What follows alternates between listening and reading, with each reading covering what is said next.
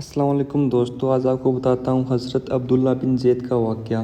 حضرت عبداللہ بن زید نے ساری زندگی شادی نہیں کی، جوانی گزر گئی، بڑھاپا آ گیا۔ ایک دن بیٹھے بیٹھے حدیث کی ایک کتاب پڑھ رہے تھے، جس میں پڑھا کہ حضور صلی اللہ علیہ وسلم نے فرمایا کہ جنت میں کوئی بھی اکیلا داخل نہیں ہوگا بلکہ اپنی بیوی کے ساتھ داخل ہوگا، اور جس نے کسی وجہ سے دنیا میں نکاح نہیں کیا تو اس کا نکاح دنیا ہی کی کسی کنواری لڑکی کے ساتھ کر دیا جائے گا، اور پھر وہ دونوں میاں بیوی بن کر جنت میں داخل ہوں گے۔ جب یہ حدیث پڑھی تو دل میں خیال آیا کہ دنیا میں تو میں نے نکاح نہیں کیا، لیکن جنت میں میرا نکاح کر دیا جائے گا تو پھر آخر وہ میری بیوی کون ہوگی؟ حضرت عبداللہ رضی اللہ عنہ نے اسی رات اللہ سے دعا مانگی کہ اے اللہ، مجھے خواب میں میری جنت کی بیوی دکھا دی جائیں۔ پہلی رات میں دعا قبول نہیں ہوئی، دوسری رات پھر سے دعا مانگی، دوسری رات بھی دعا قبول نہیں ہوئی، اور تیسری رات دعا مانگی، تیسری رات دعا قبول ہو گئی، اور خواب میں دیکھتے ہیں کہ کالے رنگ کی ایک عورت جو حبشہ کی رہنے والی ہے، وہ کہہ رہی ہے کہ اے عبداللہ، میرا نام میمونہ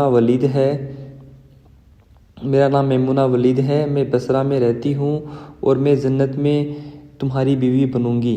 حضرت عبداللہ کی جب آنکھ کھلی تو تہجد کا وقت ہو رہا تھا، تو اٹھے اور وضو کر کے تہجد کی نماز پڑھی، اور پھر تھوڑی دیر بعد فجر کی نماز پڑھ کر اپنا اونٹ لیا اور بصرہ کی طرف چل دیے۔ حضرت عبداللہ بن زید رضی اللہ عنہ بہت مشہور لوگوں میں سے تھے، اس لیے جب وہ بصرہ پہنچے تو لوگوں نے ان کا بڑا استقبال کیا اور پوچھا کہ حضرت، ہمارے شہر میں کیسے آنا ہوا؟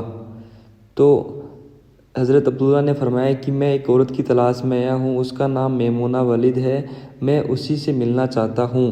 یہ سن کر لوگوں کو بہت حیرانی ہوئی اور کہا کہ حضرت، آپ اتنی دور میمونہ ولید سے ملنے آئے ہیں؟ فرمایا ہاں، کیا میں اس سے نہیں مل سکتا؟ تو لوگوں نے کہا نہیں حضرت، ایسی بات نہیں ہے، بلکہ وہ تو ایک پاگل سی عورت ہے، لوگ اسے پتھر مارتے ہیں۔ حضرت عبداللہ نے پوچھا کہ پتھر کیوں مارتے ہیں؟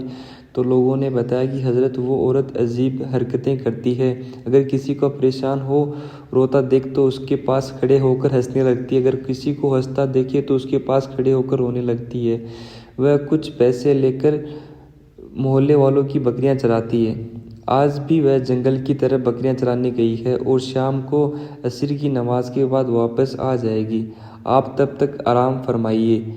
حضرت عبداللہ نے کہا مجھے ابھی اسی وقت اس سے ملنا ہے، آپ لوگ مجھے وہ جنگل کا راستہ بتا دیجیے۔ تو لوگوں نے کہا حضرت، آپ جنگل کی طرف نہ جائیں، کیونکہ وہاں بہت خطرناک جنگل ہے، وہاں شیر چیتے رہتے ہیں۔ لیکن حضرت عبداللہ نے کہا کہ تم لوگ مجھے صرف رستہ بتا دو، مجھے ابھی ہی میمونہ سے ملنا ہے۔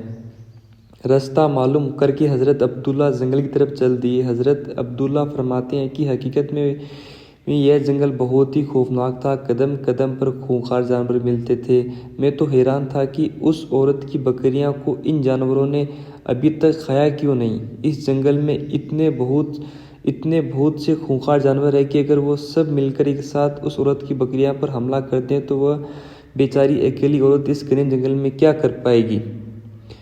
حضرت عبداللہ فرماتے ہیں کہ جب میں اس جنگل پہنچا تو میمونہ ولید موجود تھی، تو اس جنگل کا منظر دیکھ کر اور زیادہ حیران رہ گیا، کیونکہ میمونہ کی بکریاں کوئی بھی نہیں چرا رہا تھا۔ میمونہ خود بکریاں نہیں چرا رہی تھی، بلکہ وہ تو اس خوفناک جنگل میں مصلی بچھا کر نماز پڑھ رہی تھی۔ میں یہ منظر دیکھ کر حیران رہ گیا کہ آخر ان بکریوں کو پھر کون چرا رہا ہے، کیونکہ بکریاں ابھی ایک جنگل پر نہیں رکتی، وہ ادھر بھاگتی ہیں، کبھی ادھر بھاگتی ہیں۔ حضرت عبداللہ فرماتے ہیں کہ میں نے دیکھا کہ حضرت میمونہ تو نماز پڑھ رہی ہے اور وہ موجود کچھ شیر چیتے ان کی بکریوں کو چرا رہے ہیں اور ان بکریوں کو ادھر ادھر بھاگنے نہیں دیتے۔